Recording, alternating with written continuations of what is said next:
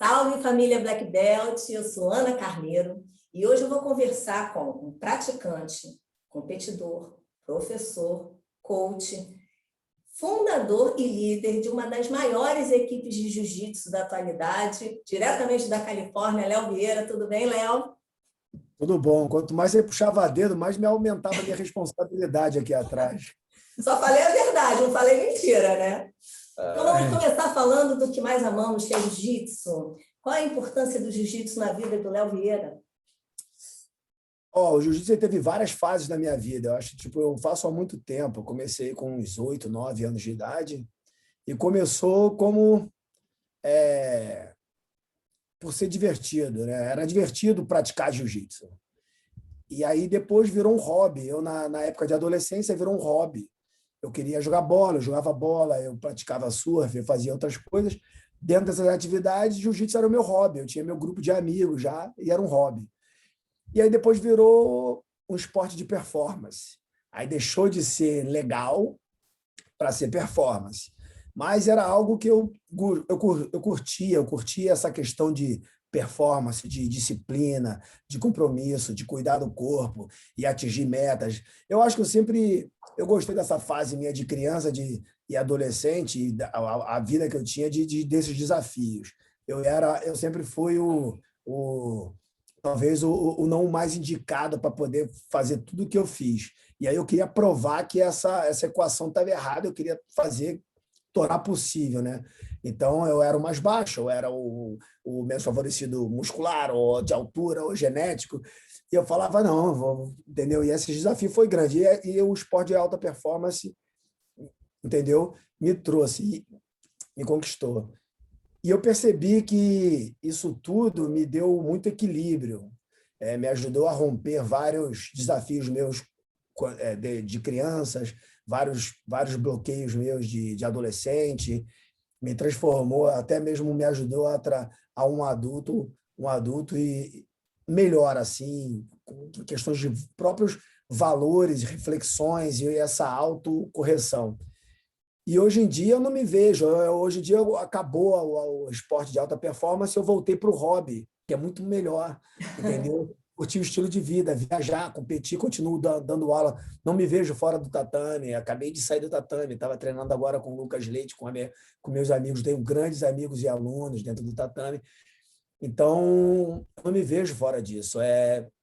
Tipo...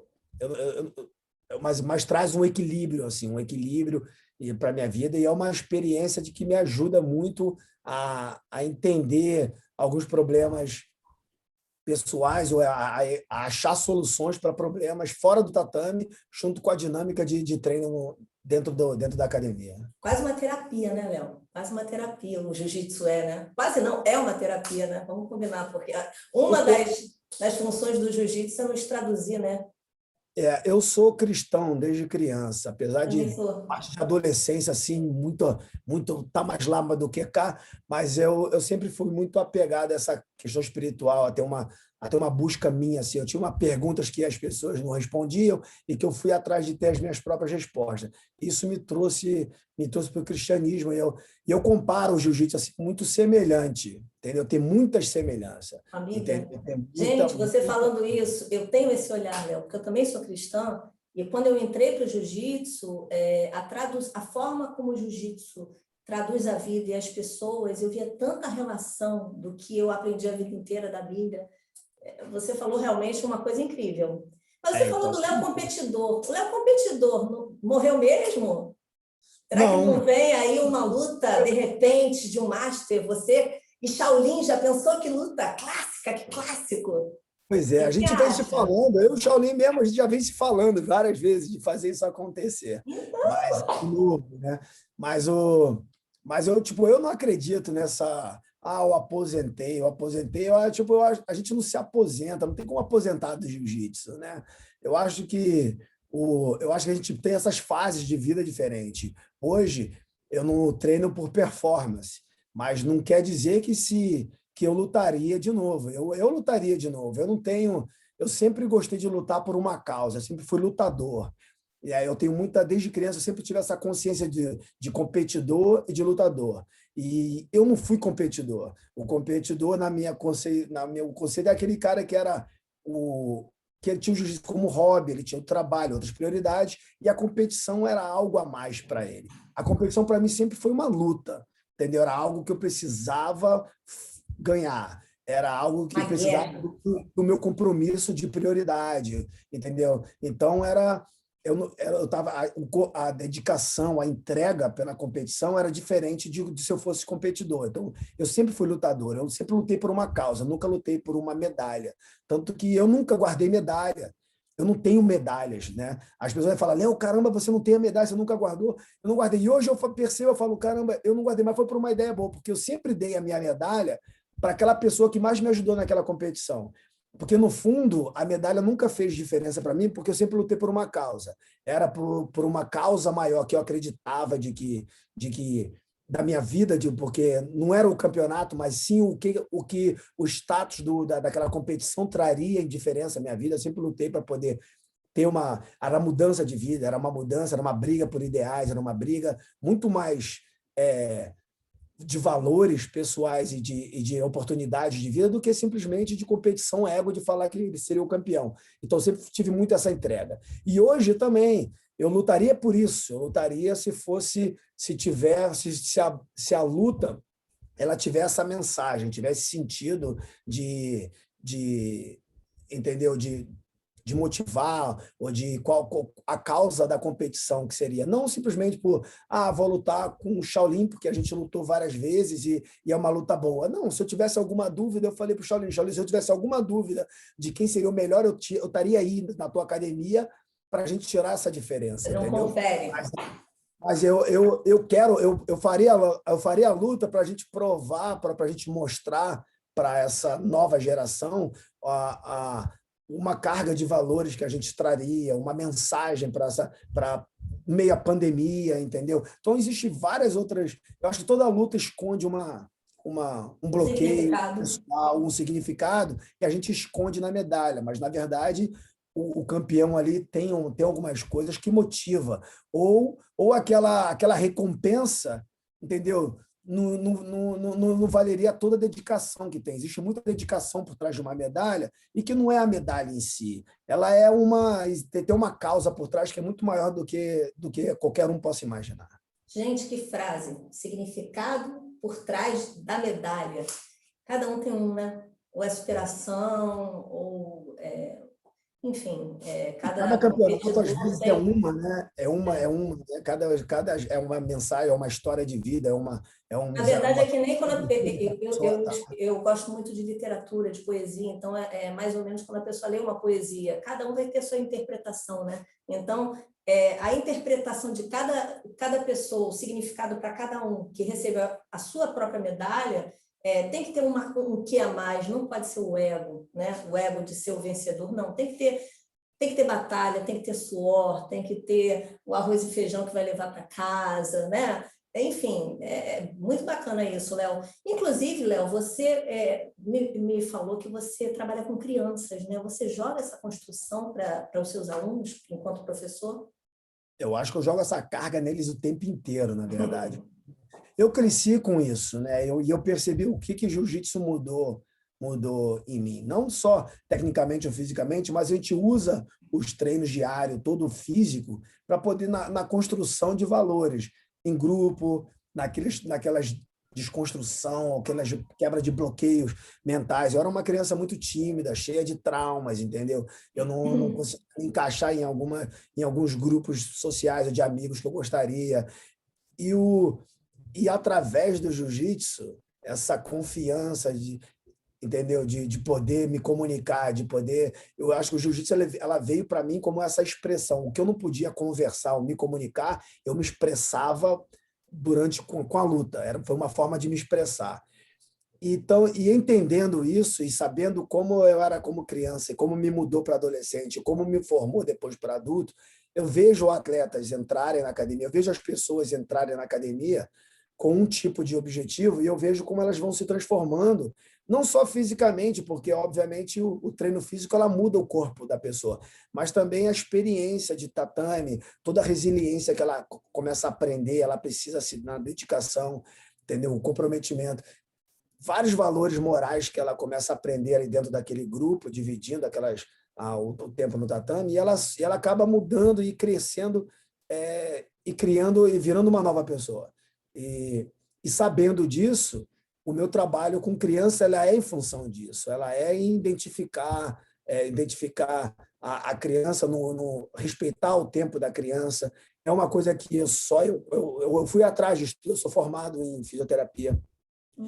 Eu fui atrás, a toda a literatura, toda coisa, tudo que eu leio, muito foi baseado em como transformar, entendendo a metodologia, a fisiologia do esporte na criança, toda a parte de psicológica, desenvolvimento psicológico na primeira infância, na segunda infância, de como é que eu consigo, qual seria a melhor maneira de poder introduzir esse esporte para essa criança, qual seria a situação, a idade melhor para que ela possa entender que a questão de vencer, de perder, de frustração, de lidar com essas situações, porque hoje em dia uma das maiores preocupações é essa. Muitos nós adultos a gente não sabe lidar com frustração, a gente tem muito bloqueios, aí a mídia social veio e mostrou isso, que a gente é muito sensível, vive muito porque uma vida que a geração Nutella, né, que falam. Exatamente. Então toda a minha construção de valores dentro da academia, ela é uma construção de valores através do jiu-jitsu. A gente usa o esporte e o esporte de alto rendimento, ou o próprio jiu-jitsu em si, para poder estar identificando, mostrando como construir esses valores, como lidar com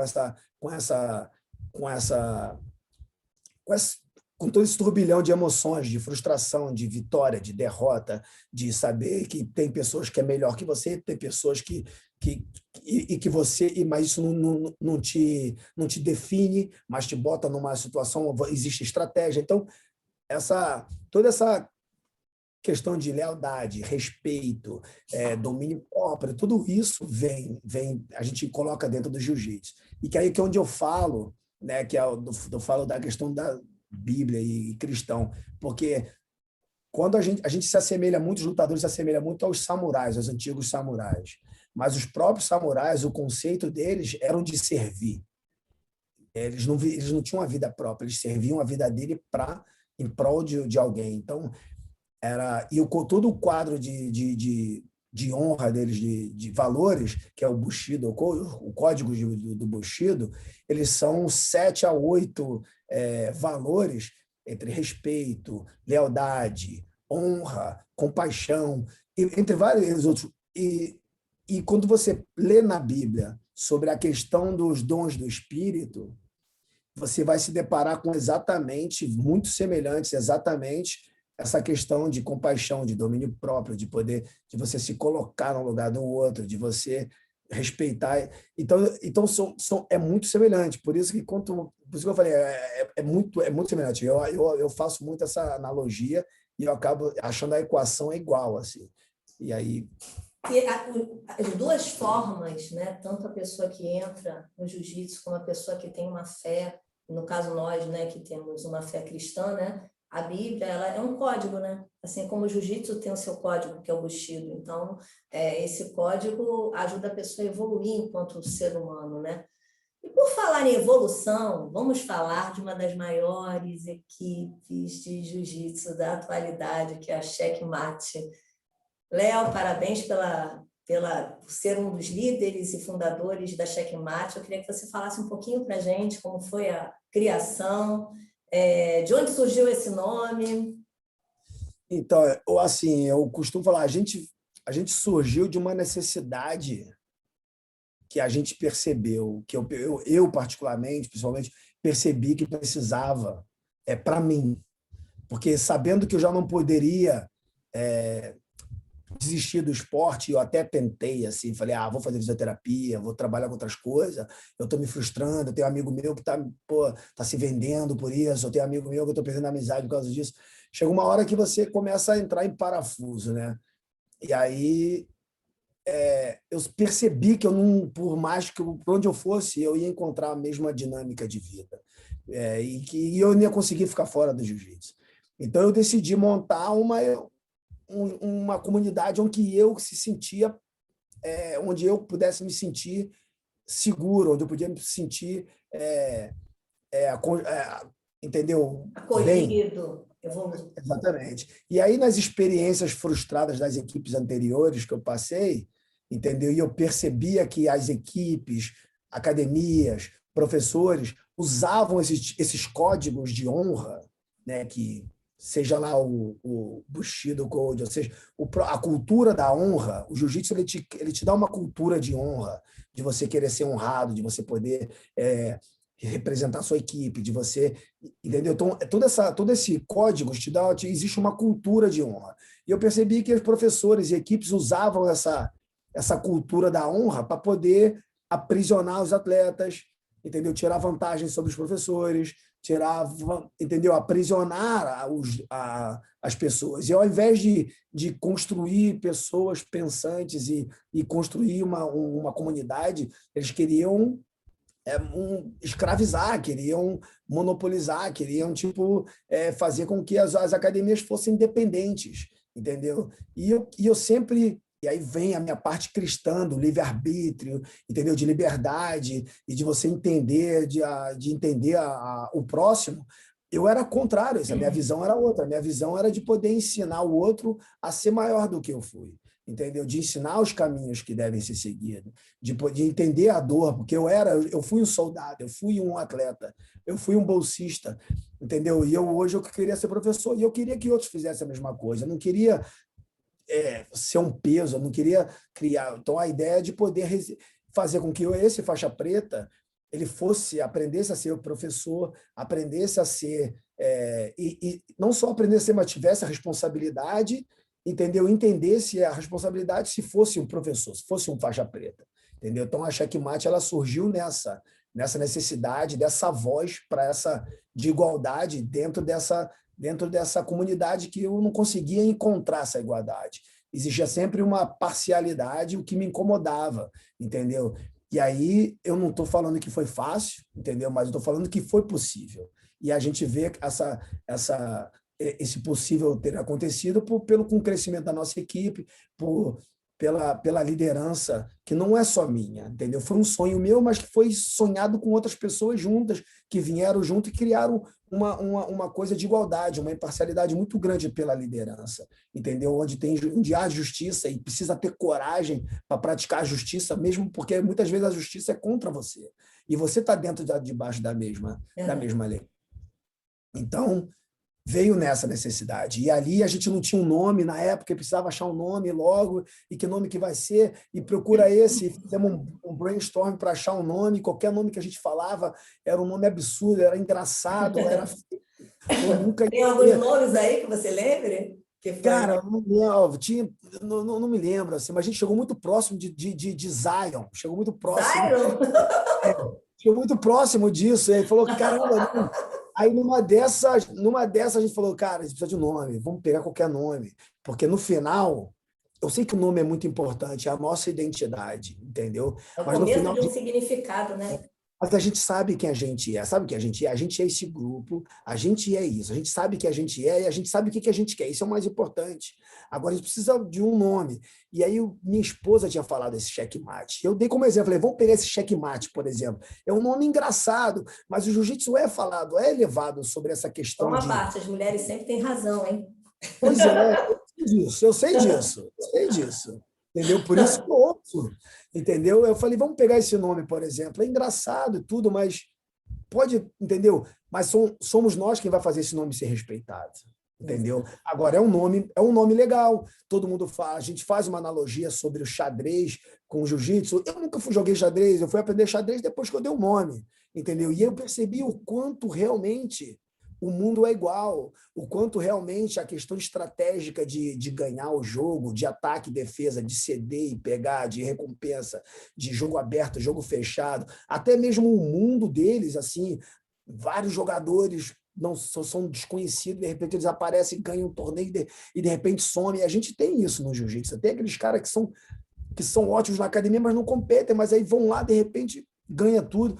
Aí eu falei, cara, o mundo é muito parecido. Aí a única brincadeira que a gente fez, que foi tirar a letra E no final para ficar...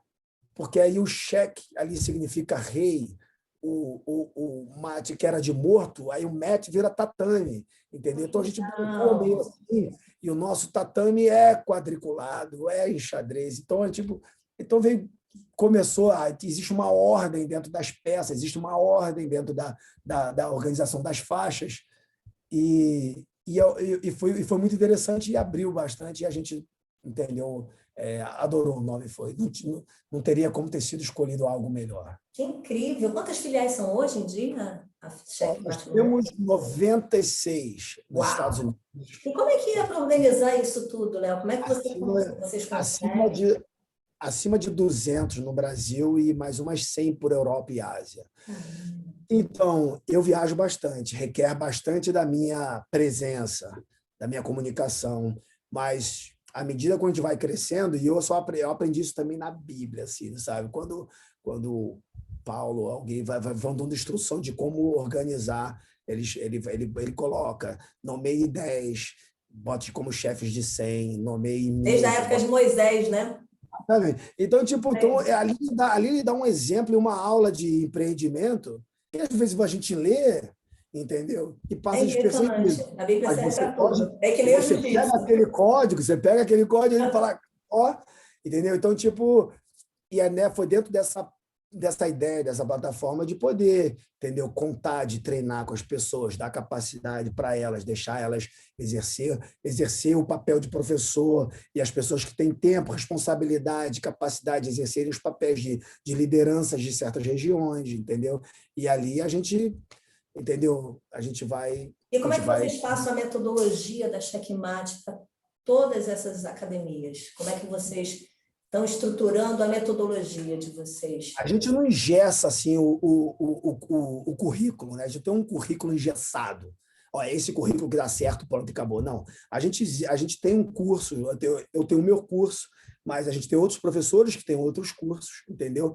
Então, a gente tem uma linha base, assim, eu tenho um curso mínimo, um conhecimento mínimo, que fala sobre equipe, que fala sobre um plano básico de treino, uns fundamentos básicos de treinamento, para criar um programa de treinamento, assim como um sistema de graduação, né? Então, a gente tem um básico.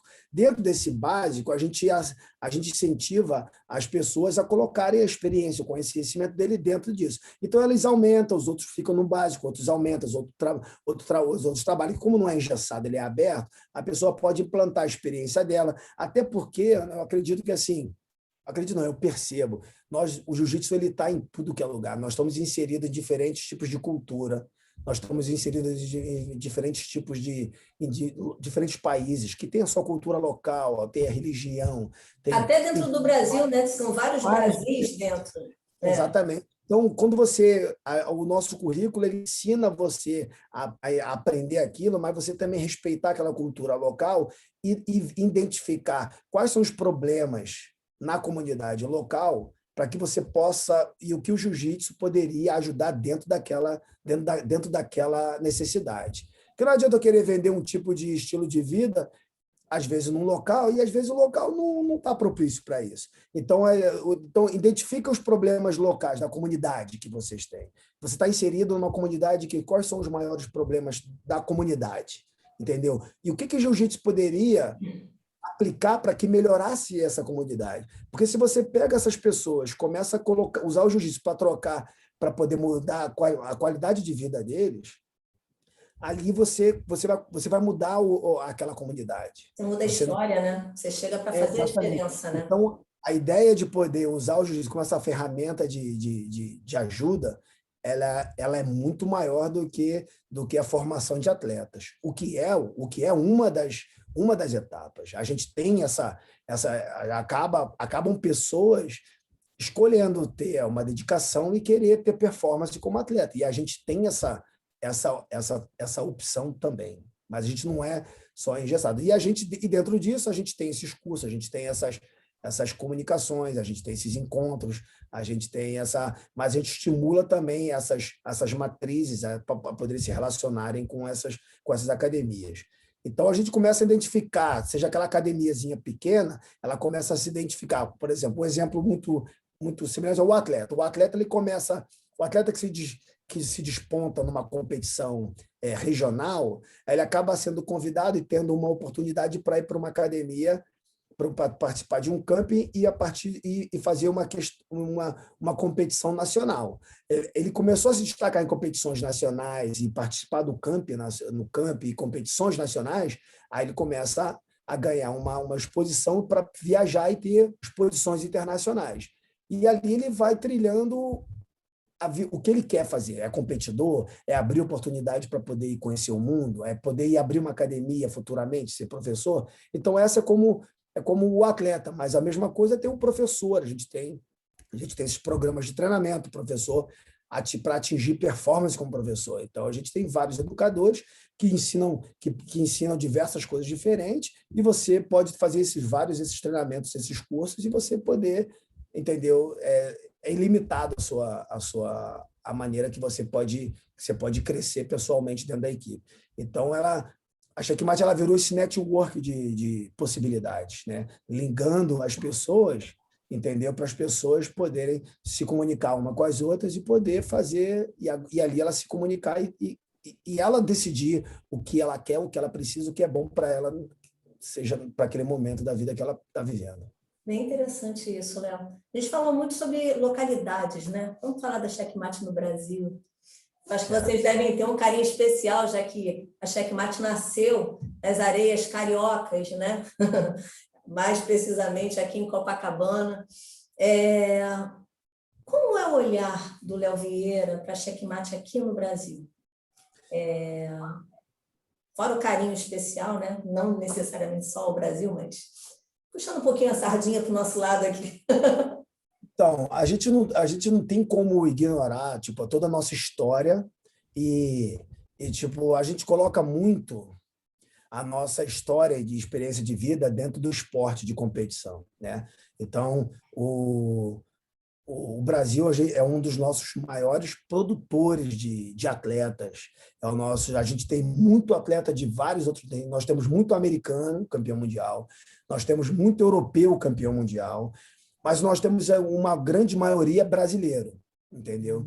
Eu percebo que o Brasil, por essa dinâmica de vida, essa história de vida do brasileiro, o esporte e o jiu-jitsu é uma das ferramentas que você pode mudar a sua vida. Então, a gente incentiva e a gente faz esse trabalho, né? de realmente de cuidar das academias, seja ela lá no interior do Ceará, ou seja ela dentro da cidade grande do Rio de Janeiro, entendeu? Então, a gente tem um carinho enorme para ouvir essas pessoas, de cuidar daqueles atletas, de ouvir a necessidade daquele grupo, e fazer com que ele se sinta, ele olha, ele não se vê uma filial, ele se vê o tamanho dele, ele se vê como a Checkmate do Brasil, entendeu? Então, eu tenho um carinho enorme, obviamente, pelos brasileiros, entendeu? E pelo esporte. E eu acho que essa é o legado assim que eu quero poder deixar, realmente essa das pessoas poder, através do jiu-jitsu, se ajudar, entendeu? E dentro da Checkmate, a gente tem essa coisa de poder de se comunicar e trazer,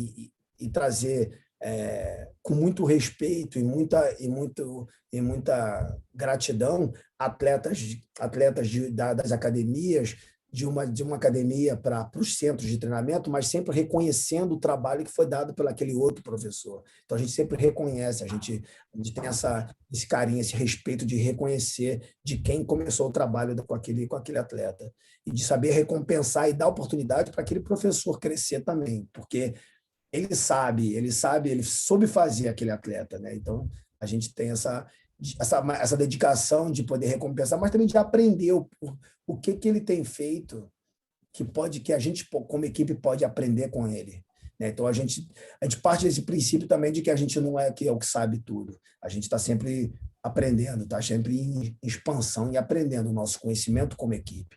Então, os líderes, e principalmente o Sebastião, ele faz um trabalho enorme em Curitiba, onde é o nosso centro de treinamento e o nosso QG. Ele faz um trabalho enorme assim, na questão de poder linkar não só a parte técnica e comunicação com os atletas e as equipes, as academias, mas também na questão de toda a parte de marketing, toda a parte de uniformes, de roupas, de coisas que ajudam as academias, ajudam os professores e traz um visual bacana para a galera. Esse cuidado, interessante, isso que você falou um pouquinho antes, sobre o cuidado da Checkmate com cada localidade, com cada região. Vocês têm um olhar muito amoroso em relação às comunidades, principalmente aqui no Rio de Janeiro, vocês têm um projeto ali no Cantagalo. Eu queria que você falasse um pouquinho sobre o projeto e explicasse também, porque como a nossa BBM é mundial, nem todos os países do mundo entendem o que é uma comunidade, né? O que é viver numa comunidade, o que o jiu-jitsu traz para essas pessoas e o que esse projeto que vocês têm aqui no Cantagalo faz para esses meninos, para essas meninas, e de onde ele surgiu, como aconteceu, como é que vocês cuidam dele? Me fala aí. Então, a gente fez esse projeto no Morro do Cantagalo, que é um dos vários centenas que a gente tem em São Paulo, Curitiba, no Ceará, a gente tem vários outros, Manaus, em todos os lugares a gente tem sempre vários projetos sociais que a gente ajuda, principalmente criança, né? Então, o foco é a criança e o adolescente, entendeu? Nessa questão de ajuda.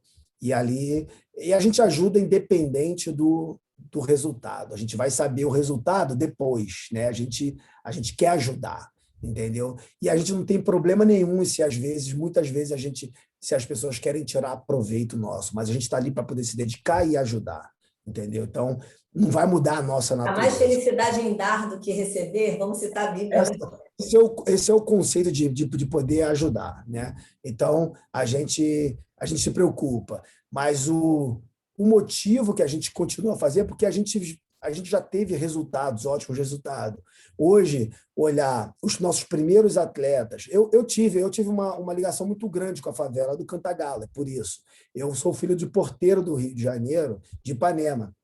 Então, e eu não me encaixava no início, era difícil de se encaixar nas duas, porque meu pai era porteiro, então eu morava num prédio, na garagem do prédio, e os meus amigos eram os meus amigos da rua. Só que eu não tinha o mesmo status ou as mesmas roupas, os mesmos brinquedos. Eu não tinha, talvez, o status de ser o garoto da rua. Eu me sentia com essa carga, essa pressão de não me sentir um deles.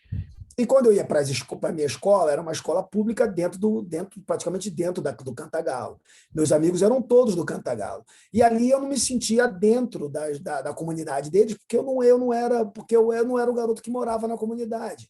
Entendeu? Então, na época eu tinha vários amigos do morro, eu tinha vários amigos da rua, e eu não me encaixava nenhum dos dois. E o jiu-jitsu, com essa mágica de autoconfiança, me fez me sentir bem nas duas comunidades. Eu acabei que fiz várias amizades lá dentro, entendeu?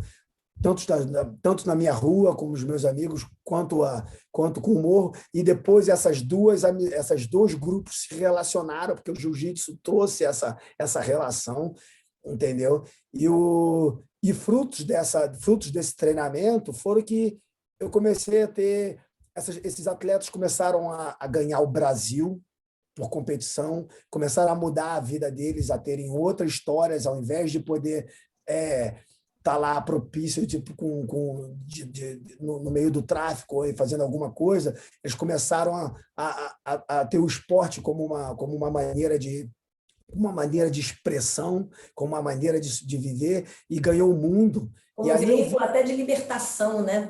Exatamente. E ali eu vi muitos deles viajarem pelo Brasil, se estabelecerem em outros estados, outros depois o esporte começou a ficar maior e a gente ter possibilidade de mandar pessoas para a Europa, entendeu? Nós temos o Jack, que mora na Inglaterra, o Fifo, que mora na Suécia, nós temos Lauro, nós temos vários outros que moram em Abu Dhabi. Então, onde o esporte foi, a gente conseguiu lançar essas pessoas também, que começaram aquele tatame humilde no Morro do Cantagalo.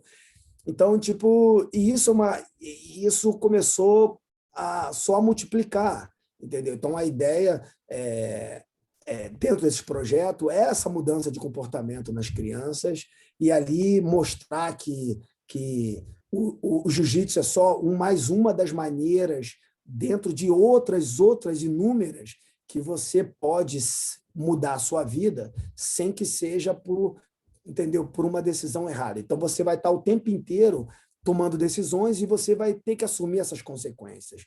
E o jiu-jitsu é uma das opções que você tem como conhecer o mundo, como parar de você se vitimizar e realmente fazer alguma coisa para a sua vida. Então, a gente ajuda, mas a gente também entrega essa carga de responsabilidade e de se parar de se vitimizar e de criar essa consciência de que você é o dono, você é quem define o destino da sua vida, entendeu?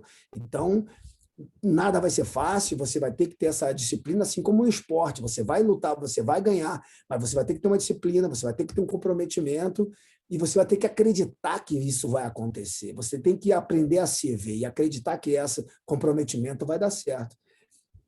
Então, vendo essas pessoas ganhando o mundo e mudando a vida delas e ajudando a mudar a vida dos outros, a gente percebe que esse é o caminho correto, entendeu? Então, a gente mantém os projetos, e o projeto no Cantagalo é apenas das centenas que a gente tem espalhado pelo Brasil, e que, quando eu viajo pelo Brasil, é um dos que eu mais faço questão em poder ver, é isso, porque aquilo ali vai ser o nosso menina dos olhos. Seria a menina dos olhos. Futuro. Aquilo ali é o nosso futuro, é aquele carinho, aquela dedicação que você vai entregar para aquelas crianças, vão ser o que elas vão te dar de volta depois.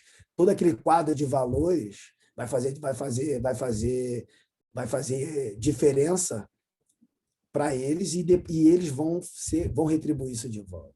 Você sabe que eu reparei isso, Léo, porque eu já tive o privilégio de treinar algumas vezes lá na Checkmate, aqui em Copacabana, e eu fiz uma postagem, inclusive, dentro do Instagram da BBM Brasil, do Dudu, do Nenego e do B. O antes e o depois desses meninos, entendeu? Você vê que o Dudu tá ganhando tudo fora do país, o Nenego... Ele está comigo, estão tudo aqui. O Nenego mora comigo, Dudu mora com o Lucas, eles estão todos aqui. Exatamente. Então, assim, eu enquanto jornalista, eu vi com os meus próprios olhinhos essa realidade, né? E como realmente o jiu-jitsu modificou e transformou a vida desses meninos, né? São duros, viu? São duros, batem bem. É isso que a gente quer, né? É isso aí. E a gente... Fala, desculpa. Desculpa, mas exatamente. Mas esses são os frutos, né? É isso que você fala. Caramba, a gente está no caminho correto, entendeu? Tem momentos que você vai ter que podar a árvore, você tem que fazer isso, vai ter que aturar certos climas, certas coisas, mas quando você vê essas coisas acontecer, quando você vê essas pessoas, o quanto encaminhados elas estão, o quanto eles estão, e quanto isso faz diferença não só na vida dele, mas na vida de outros, porque eles movimentam a próxima geração que olham neles e falam, pô, eu estava ali, eu quero... Entendeu? Porque cada um se comunica com um grupo, né? Eu me comuniquei com um grupo, o Nenego se comunica com outro grupo, que talvez que me olhe e fala, Léo, não tem mais... Eu me vejo no Nenego, eu vejo o Nenego, entendeu? Se ele fez, eu acho que eu consigo, é a minha inspiração. Então, a gente acredita muito, a gente aposta e acredita muito nisso, principalmente nesses trabalhos sociais que a gente desenvolve pelo Brasil. Muito, muito bacana mesmo, Léo. Parabéns. A gente falou de criança, o Léo agora é pai. O Léo é pai hoje em dia. E como é que é o Léo pai? Como é que o jiu-jitsu agrega na tua vida como pai? São quantos filhos? Eu tenho 12. Eu tenho uma menina de 12, Clara, e o Daniel com 13. Adolescentes. Eles são, cara, eu acho, tipo, eu na idade deles, eu acho que eu dava muito mais trabalho para meus pais do que eles me dão. Mas eu espero que eles não vejam isso. Mas o jiu-jitsu é parte da educação. E eles gostam, eles curtem, entendeu? Eles treinam? Eles treinam jiu-jitsu. Jiu-jitsu e natação tem que ter. É questão de sobrevivência, né? Sobrevivência no mar, sobrevivência de vida. O jiu-jitsu, ele te ensina. Eu acredito muito no jiu-jitsu como uma ferramenta de educação. Toda essa questão de valores de resiliência. Porque tem a educação de casa, que você coloca seus valores, que eles te vê eles veem dia a dia você vivendo a tua vida, eles vão escolhendo, eles vão vendo que tem aqueles valores de casa, mas tem aquela dinâmica de vida, de academia, coisas que você... E a escola da academia de jiu-jitsu ela é bacana, porque é como você colocar o teu filho para sofrer certas situações que você não vai querer, você não vai botar ele numa vida real. Então, o tatame ele acaba sendo um treinamento, uma dinâmica, um ambiente controlado que você coloca ele para poder tomar certas pressões, entendeu? E competições, e às vezes frustração, e lidar com essas emoções, coisa que lá na frente ele vai acontecer na vida dele, essas seja relacionais ou questão de trabalho, mas vai acontecer essas dinâmicas, e quanto mais cedo ele já tiver exposto a essa dinâmica de controlar essas emoções, melhor vai ser. Então, o jiu-jitsu é parte da ferramenta de educacional aqui em casa. Eles adoram, entendeu? Se eles competem ou não, é sempre muito no respeito no tempo deles. E eu não sou o professor deles, eu sou o pai deles. Então, eles treinam na academia, eles têm outros professores, de lá eu me coloco no direito de ser pai. Eu falo, ó, você não me quer como seu professor e eu não quero você como aluno, você é meu filho, entendeu? Então, eu adoro estar no tatame com você, para a gente treinar, para me te mostrar o que eu sei, para você me mostrar o que você sabe, mas eu sou seu pai. Seu professor é o Gabriel, seu professor é essas pessoas, entendeu? E eles são seu coach, eles que decidem a sua vida técnica. Eu vou te mostrar a coisa que eu acho legal e eu quero treinar contigo, te amassar, entendeu? E no campeonato eu vou estar lá fora, sentado lá, entendeu? Roendo as unhas. Abraçando, roendo a unha, mas calado e abraçado, entendeu? Porque no final dessa conta eu quero continuar, eu quero só ser seu pai. Isso foi bem bacana, porque trabalhar com criança em academia, eu como professor, eu sei, essa ligação de pai com filho é muito importante, entendeu? É muito grande. E a primeira coisa que a gente trabalha na academia com as crianças é essa autoconfiança, né? E o respeito. E se o pai é um coach, se o pai está lá fora e a criança nunca vai, e nem a gente quer, a criança nunca vai desrespeitar o pai para respeitar o professor. Então, a maneira que a gente consegue quebrar isso é quando sabendo o caminho. Pai, você seja pai, não seja professor, não tenta ser o coach, você é o pai. E deixa o coach fazer o trabalho, porque a construção do relacionamento aqui é professor e aluno, entendeu? E ele precisa confiar em mim, eu preciso confiar nele. Agora, se você fala uma coisa, ele nunca vai respeitar o pai, por mais que ele vai sofrer as consequências, mas vai respeitar o pai. E, às vezes, vai contra o que o professor tem de ideia e quer fazer. Então, eu sou o pai do Daniel, sou o pai da Clara, entendeu? E eu adoro treinar com eles no tatame, mas adoro treinar. Eu já estou esperando você lá fora.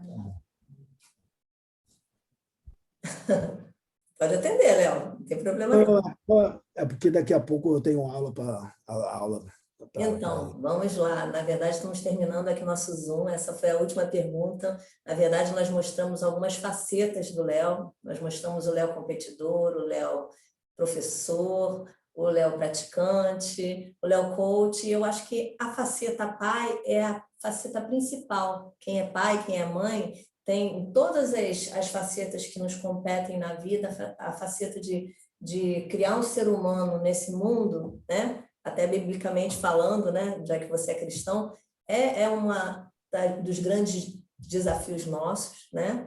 E eu queria que você desse uma mensagem, então, Léo, para todos esses praticantes de jiu-jitsu que se competem ou que têm o jiu-jitsu como way of life, o que o Léo Vieira falaria para eles em termos de incentivo? Só para completar essa questão da paternidade, para mim ela é muito importante, porque até pela questão do cristã e de conhecer, de saber a importância de você ter do pai e tudo, é muito importante. Eu levo muito a sério a questão de, né, e a maneira com que eu me relaciono com meus filhos na minha casa, com a minha esposa, eu tenho esse mesmo padrão de relacionamento com as academias. A maneira que eu vejo meus filiados, meus professores, eles são como os meus filhos.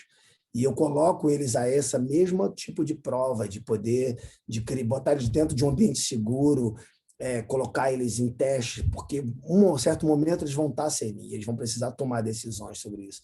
E para mim é muito sério isso, é muito bacana, e eu curto. E às vezes, hoje em dia, a gente vive dentro de uma sociedade que às vezes é ofensa você ser homem, ofensa ser pai, é ofensa, entendeu? Às vezes as pessoas ficam... Não é questão de machismo, não é questão de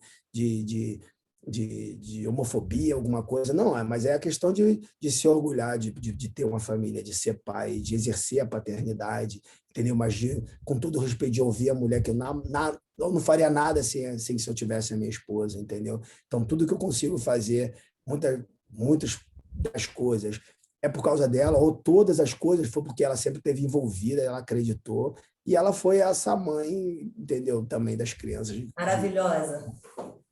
E a mensagem para essas pessoas é isso, tipo, essa mensagem do que o jiu-jitsu pode agregar. O jiu-jitsu é uma ferramenta que ela não é só essa defesa pessoal, ela não é só essa maneira de lutar, ela é um estilo de vida que você tem, que você cria um network enorme, independente de academia, de equipes, ela é um esporte de network. Você vai viajar o mundo, você vai encontrar alguém que gosta de jiu-jitsu, e essa pessoa ela vai te dar informações, ela vai te botar na casa dela, ela vai te botar para ali, ela vai te ensinar coisas, entendeu? E é muito bacana o esporte, o jiu-jitsu, ela cria esse negócio, entendeu? É óbvio que a gente quer poder treinar com pessoas que sejam capacitadas, que tenham certos cuidados. Isso é muito importante, você ver o histórico do atleta, do professor, o histórico da equipe, os valores, porque toda academia traz essa carga de valores, você tem esses valores embutidos dentro do treinamento. Então, não é que você treina jiu-jitsu em um lugar que é igual a de todos os lugares. Toda academia tem sua singularidade, tem sua cultura, seu pacote de valores que é passado através do treinamento. Isso é muito importante, às vezes a gente não percebe. Então, a academia, o professor e esse pacote de valores é passado através do treinamento. Você precisa se preocupar não com a qualidade só técnica do jiu-jitsu, mas também esse pacote de valores que você está comprando, porque você acaba sendo um produto daquele meio. E se você está apenas olhando algumas opções, não vendo todo o pacote, às vezes você pode se enganar e às vezes causa uma frustração, mas de um esporte que é maravilhoso e que tem muita coisa boa para poder oferecer a todo mundo. E para todo praticante tem a sua academia, né? A sua equipe, a equipe do coração, que a pessoa se encaixa. É isso aí, Léo. Olha, nós da Black Belt Jiu-Jitsu agradecemos muito esse papo com você, a nossa conversa, esses esclarecimentos e a gente conhecer um pouquinho mais sobre essa equipe, sobre você. E muito obrigada e até a próxima. Obrigado a vocês, a Black Belt, Ana, o seu horário, entendeu? A entrevista, poder, entendeu? Usar esse veículo, o poder que vocês têm, entendeu? E poder transmitir essa mensagem e mostrar entendeu? O valor da nossa galera, do nosso esporte, entendeu? Em todos os lugares do mundo. Parabéns. O jiu-jitsu salva, né? É isso aí, muito obrigada, Léo. Tchau, tchau. Tá bom. Tchau, tchau.